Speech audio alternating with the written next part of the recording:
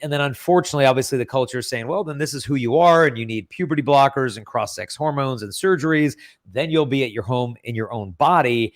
And then unfortunately they try those things and it doesn't take away the problems. It just creates new ones. Mm-hmm.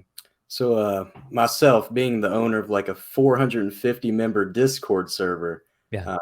like a few of these people, they'll come in the server, like they have their pronouns in their bio, like their profile pic. You can obviously tell they're influenced by this stuff. Yeah. So usually like they'll reach out to me, seeing me being at the top of the server, the owner of the server. So like these 13-year-old girls that want to become boys. Yeah.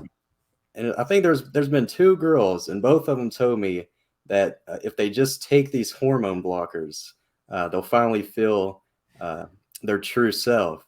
So I guess my intention was always to tell them not to take the hormonal stuff, not to mess that up, because they'll regret that later in life, most likely. Yeah. But is that a good stance to take? Is that the first thing I should do, or? Yeah, what I try to tell them is that, like, you were not born into the wrong body. You were kind of born into the wrong culture, a culture that's telling you you might have to hurt your body in order to be your authentic self. And that womanhood shouldn't be this little narrow box that you have to fit into. You have to be into all these stereotypical feminine things. And if you're not, then you're not a woman. No, we need to kind of expand, in a sense, our understanding of womanhood, that a woman is not a person with a female personality in any body. It's a person with a female body and any personality. And so there's lots of different ways to be a woman. And so, yeah, I mean, if they go on the puberty blockers, the cross-sex hormones, I mean, if you go from one to the other, you're sterilized for the rest of your life. You put the girl on testosterone, in 5 years, she's going to need to get a hysterectomy because of how the uterus will atrophy, an increased risk of endometrial cancer. Her risk of heart disease will quadruple. You put her on the puberty blockers. It doesn't just like pause puberty.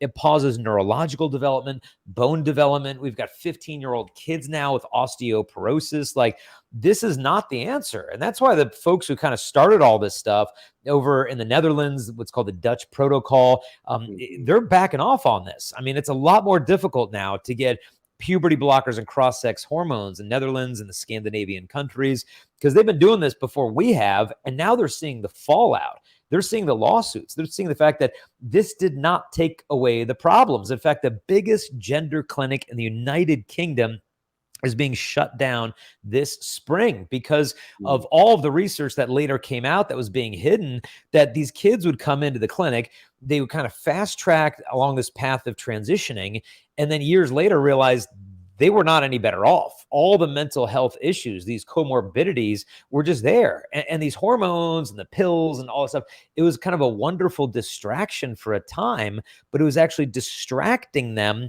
from what actually needed clinical intervention by putting them on these hormones, saying, oh, this is the issue, you're trans, and we'll affirm you, and then all these problems will go away. They tried it, it didn't work, and now the biggest gender clinic in the United Kingdom is being shut down and being fractured into smaller regional clinics with a greater emphasis on mental health.